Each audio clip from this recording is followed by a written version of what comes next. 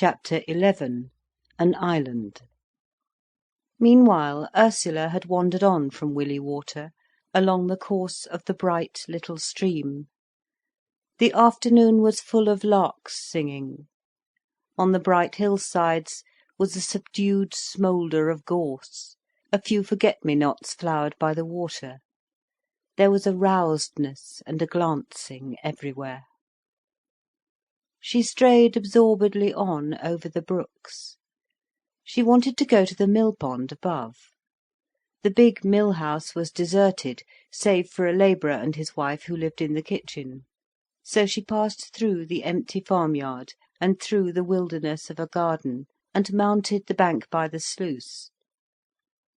When she got to the top to see the old velvety surface of the pond before her, she noticed a man on the bank, tinkering with a punt. It was Birkin, sawing and hammering away. She stood at the head of the sluice, looking at him. He was unaware of anybody's presence. He looked very busy, like a wild animal, active and intent. She felt she ought to go away. He would not want her. He seemed to be so much occupied. But she did not want to go away. Therefore she moved along the bank till he would look up, which he soon did. The moment he saw her, he dropped his tools and came forward, saying, "How do you do? I'm making the punt watertight. Tell me if you think it is right." She went along with him.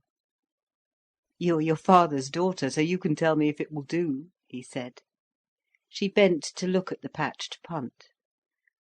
"I'm sure I am my father's daughter," she said, fearful of having to judge, "but I don't know anything about carpentry. It looks right, don't you think?" "Yes, I think. I hope it won't let me to the bottom, that's all. Though even so, it isn't a great matter. I should come up again. Help me to get it into the water, will you?" With combined efforts they turned over the heavy punt and set it afloat. "Now," he said, "I'll try it, and you can watch what happens. Then if it carries, I'll take you over to the island." "Do!" she cried, watching anxiously. The pond was large, and had that perfect stillness and the dark lustre of very deep water. There were two small islands, overgrown with bushes and a few trees, towards the middle. Birkin pushed himself off, and veered clumsily in the pond. Luckily the punt drifted so that he could catch hold of a willow bough and pull it to the island. "Rather overgrown," he said, looking into the interior, "but very nice. I'll come and fetch you. The boat leaks a little." In a moment he was with her again, and she stepped into the wet punt. "It'll float us all right," he said, and manoeuvred again to the island. They landed under a willow tree. She shrank from the little jungle of rank plants before her, evil-smelling figwort and hemlock. But he explored into it. "I shall mow this down," he said, "and then it will be romantic, like Paul et Virginie."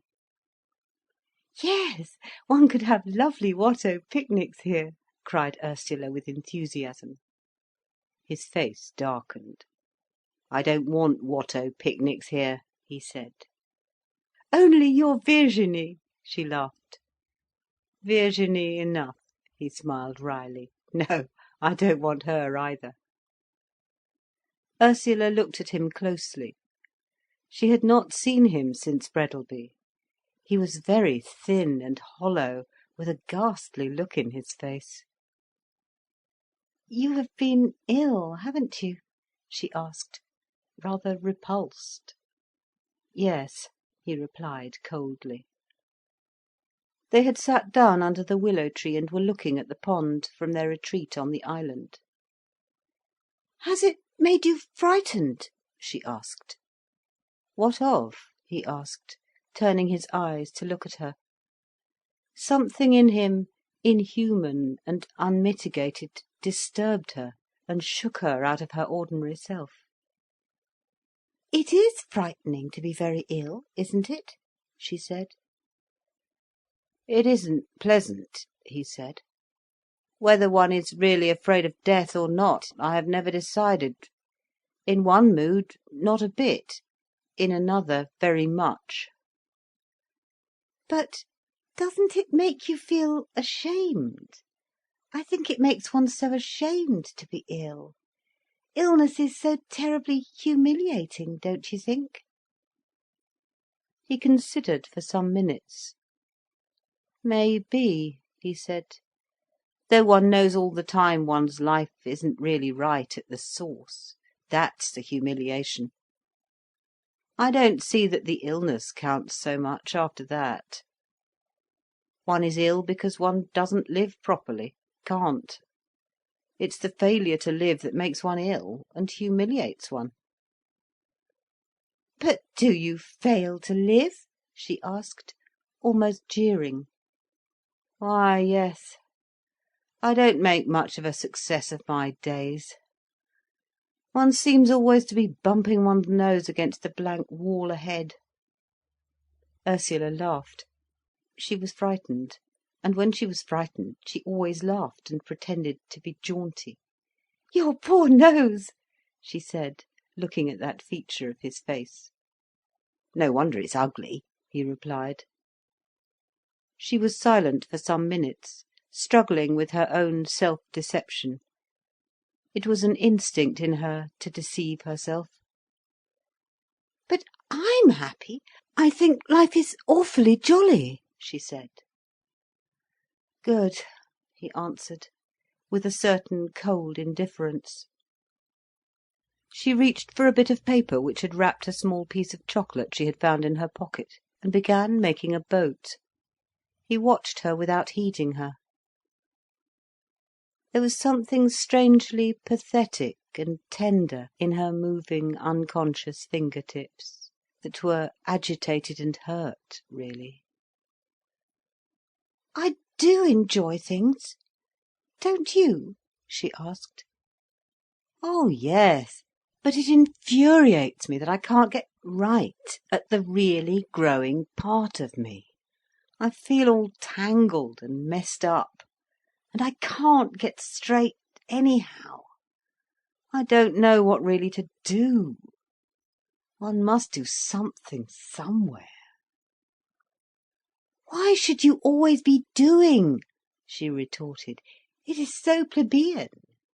I think it is much better to be really patrician, and to do nothing but just be oneself, like a walking flower." "I quite agree," he said, "if one has burst into blossom. But I can't get my flower to blossom anyhow. Either it is blighted in the bud, or has got the smother fly, or it isn't nourished. Curse it, it isn't even a bud. It's a contravened knot." Again she laughed. He was so very fretful and exasperated. But she was anxious and puzzled. How was one to get out, anyhow? There must be a way out, somewhere. There was a silence wherein she wanted to cry. She reached for another bit of chocolate paper, and began to fold another boat. "And why is it," she asked at length, "that there is no flowering, no dignity of human life now?" The whole idea is dead. Humanity itself is dry rotten, really. There are myriads of human beings hanging on the bush, and they look very nice and rosy, your healthy young men and women. But they are apples of Sodom, as a matter of fact. Dead Sea fruit, gall apples. It isn't true that they have any significance. Their insides are full of bitter, corrupt ash. "But there are good people," protested Ursula. Good enough for the life of today. But mankind is a dead tree, covered with fine, brilliant galls of people." Ursula could not help stiffening herself against this. It was too picturesque and final. But neither could she help making him go on. "And if it is so, why is it?" she asked, hostile. They were rousing each other to a fine passion of opposition. "Why? Why are people all balls of bitter dust? Because they won't fall off the tree when they're ripe. They hang on to their old positions when the position is overpast, till they become infested with little worms and dry rot." There was a long pause. His voice had become hot and very sarcastic. Ursula was troubled and bewildered. They were both oblivious of everything but their own immersion. "But even if everybody is wrong, where are you right?" she cried. "Where are you any better?" I'm not right," he cried back. "At least my only rightness lies in the fact that I know it. I detest what I am outwardly. I loathe myself as a human being. Humanity is a huge aggregate lie, and a huge lie is less than a small truth. Humanity is less, far less than the individual, because the individual may sometimes be capable of truth, and humanity is a tree of lies. And they say that love is the greatest thing. They persist in saying this, the foul liars. And just look at what they do.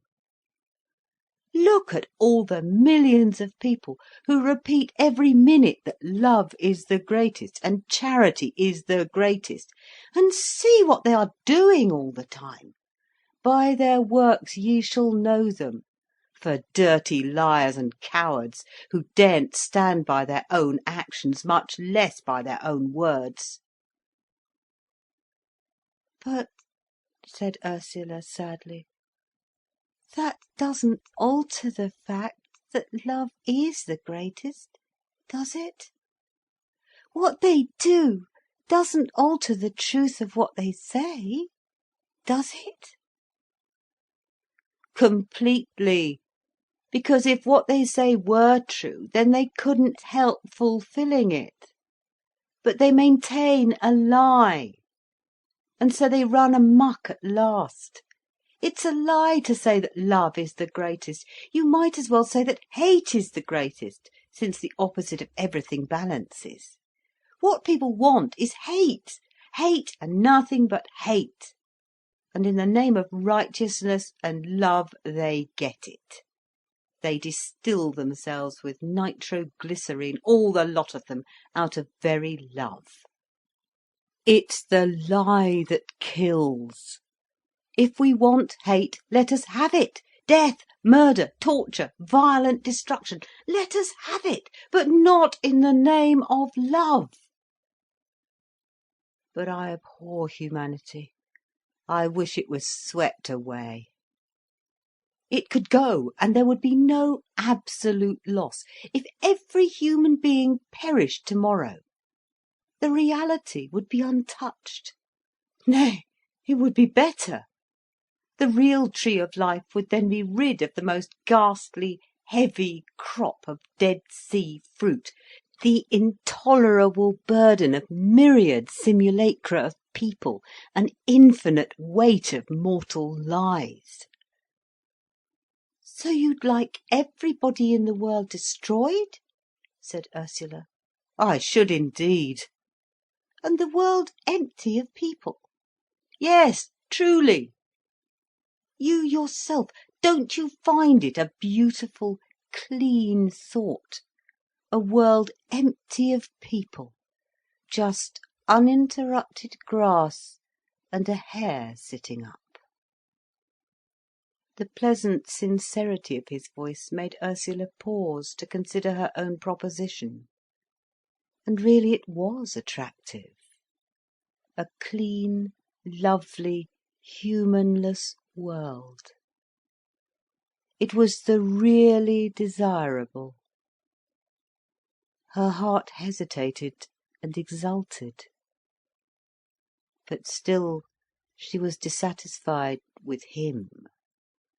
"But," she objected, "you'd be dead yourself, so what good would it do you?" "I would die like a shot, to know that the earth would really be cleaned of all the people.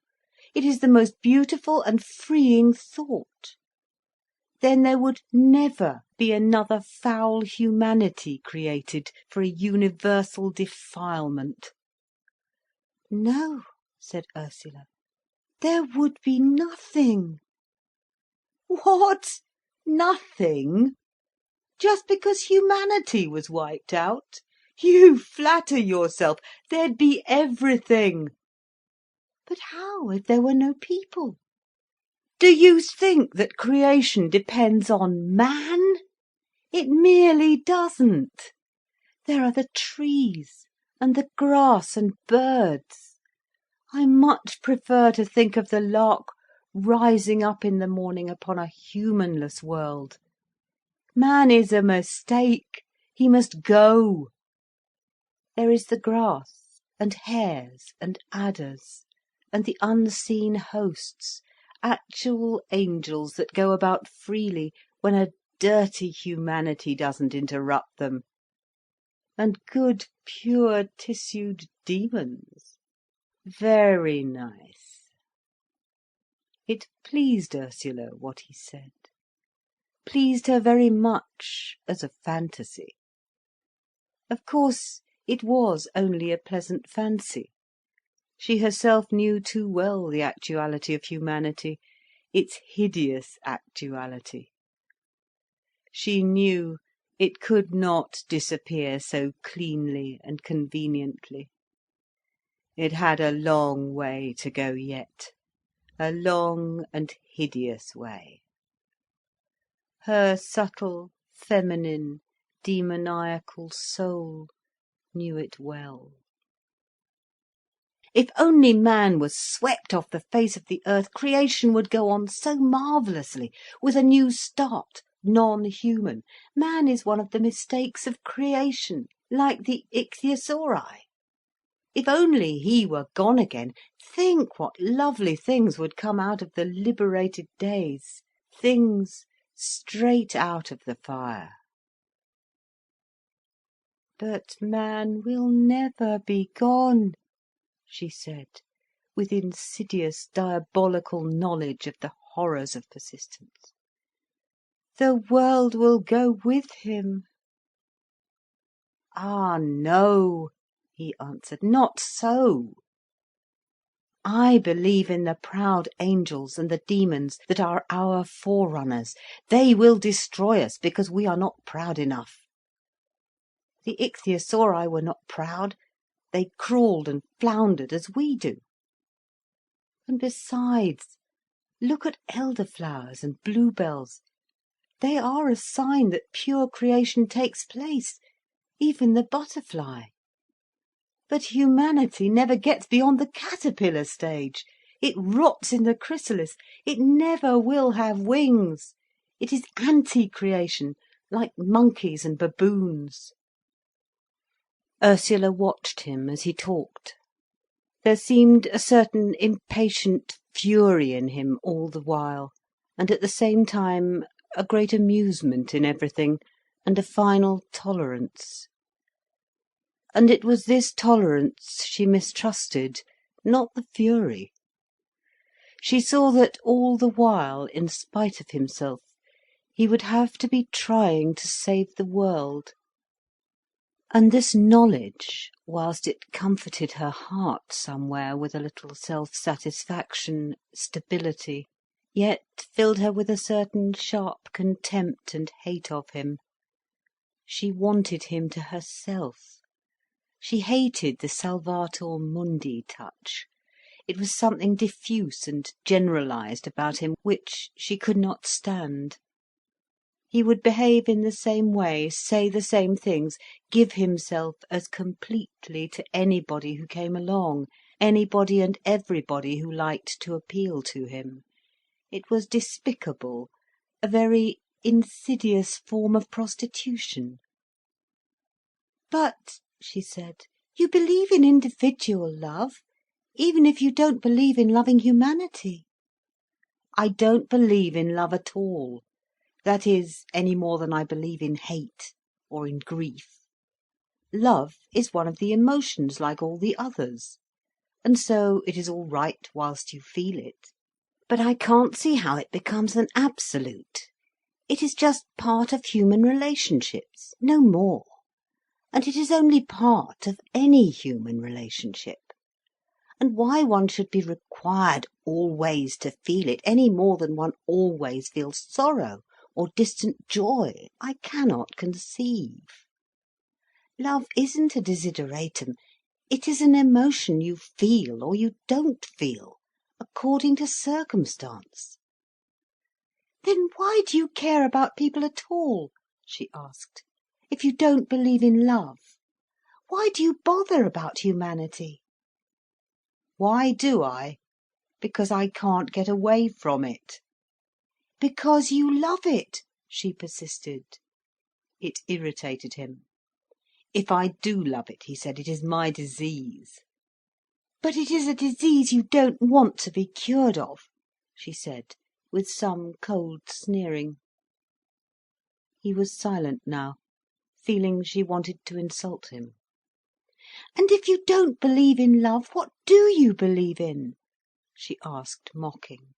"Simply in the end of the world, and grass?"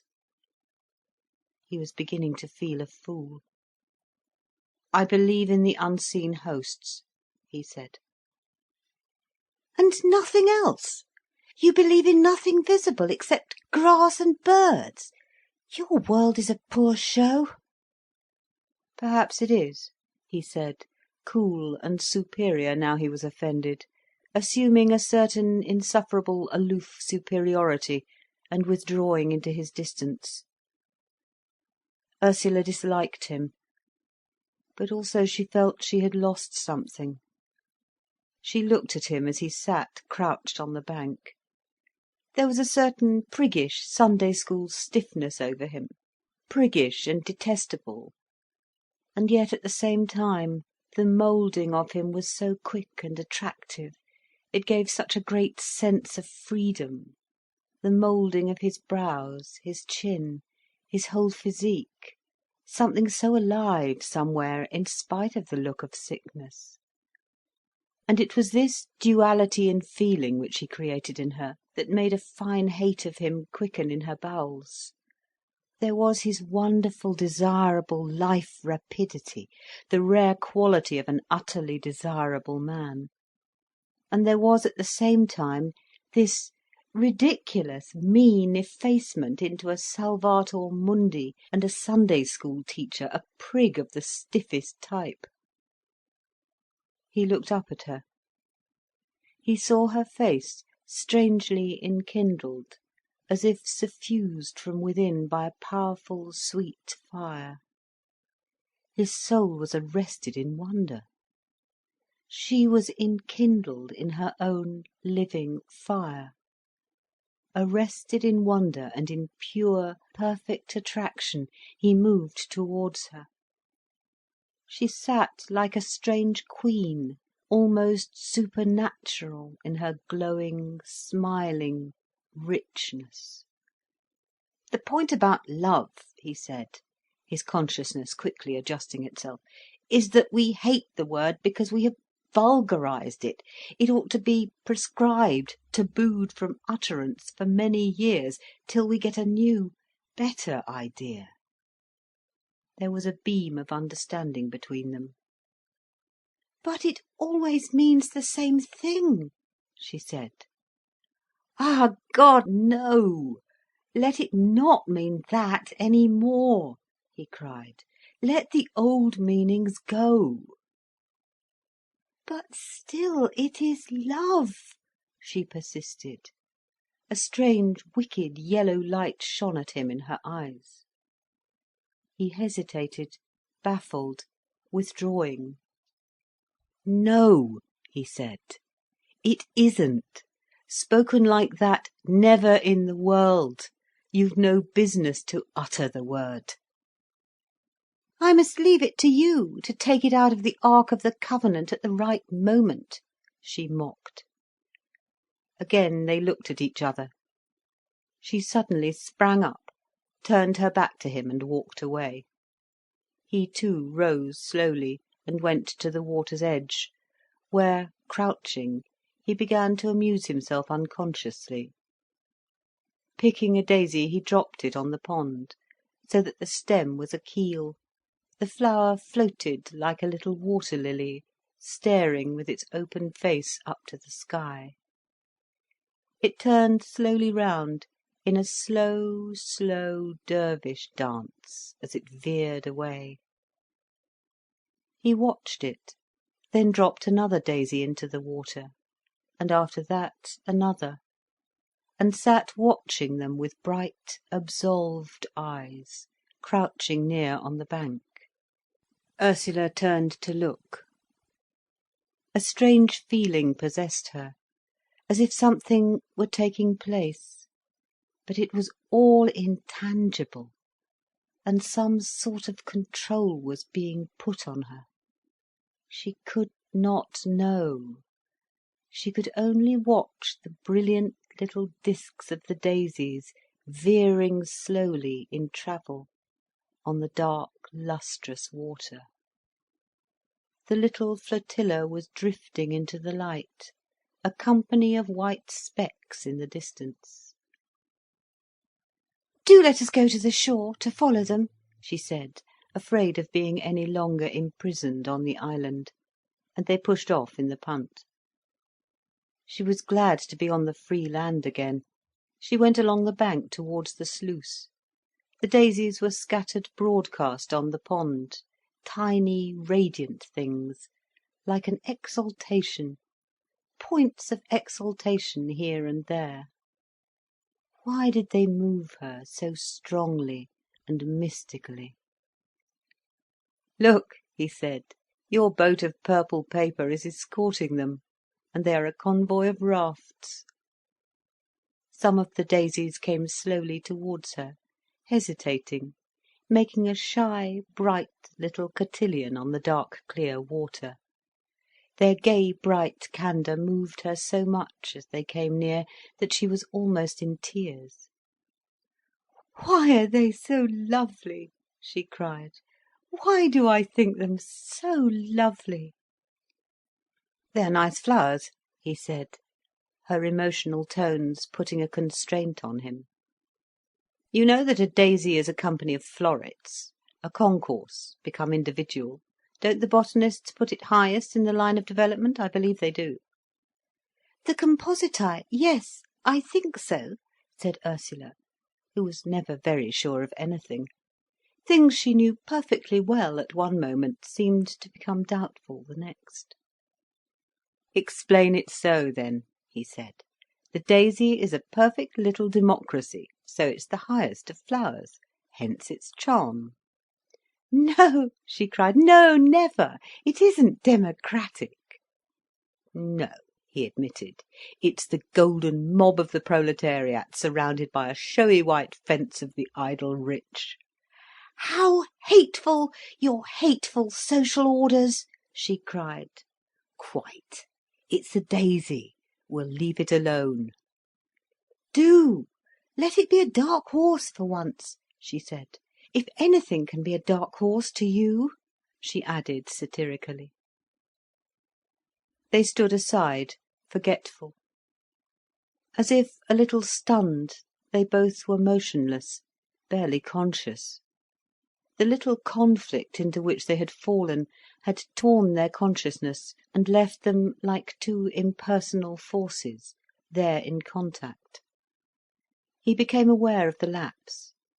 He wanted to say something, to get on to a new, more ordinary footing. "You know," he said, "that I am having rooms here at the mill. Don't you think we can have some good times?" "Oh, are you?"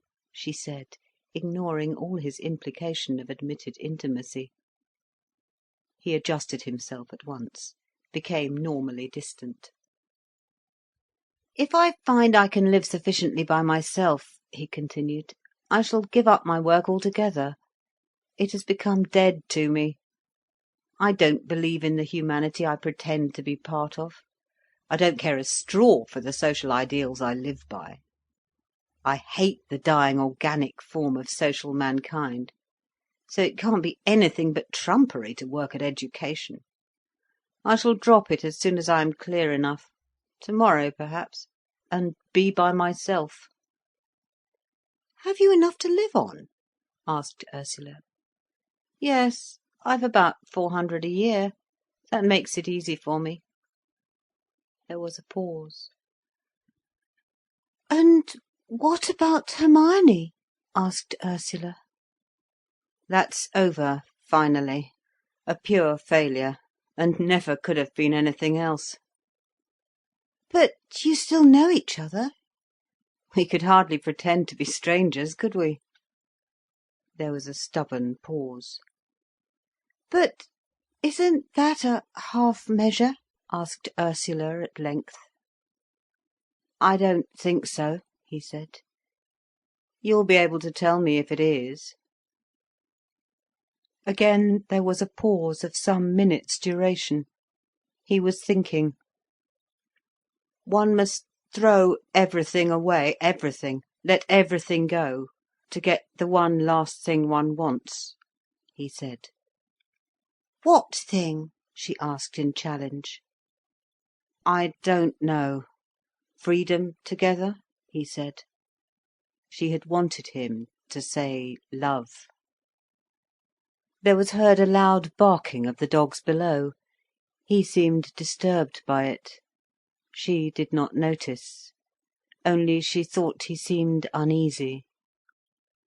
"As a matter of fact," he said, in rather a small voice, "I believe that is Hermione come now, with Gerald Crich.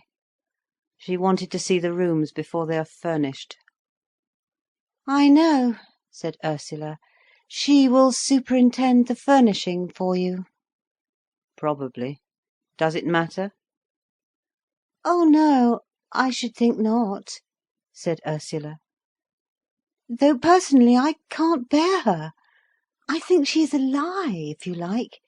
You who are always talking about lies." Then she ruminated for a moment, when she broke out, "Yes, and I do mind if she furnishes your rooms. I do mind. I mind that you keep her hanging on at all." He was silent now, frowning. "Perhaps," he said, "I don't want her to furnish the rooms here, and I don't keep her hanging on. Only I needn't be churlish to her, need I? At any rate, I shall have to go down and see them now. You'll come, won't you?" "I don't think so," she said coldly and irresolutely. "Won't you? Yes, do. Come and see the rooms as well. Do come." End of chapter 11. Recording by Ruth Golding.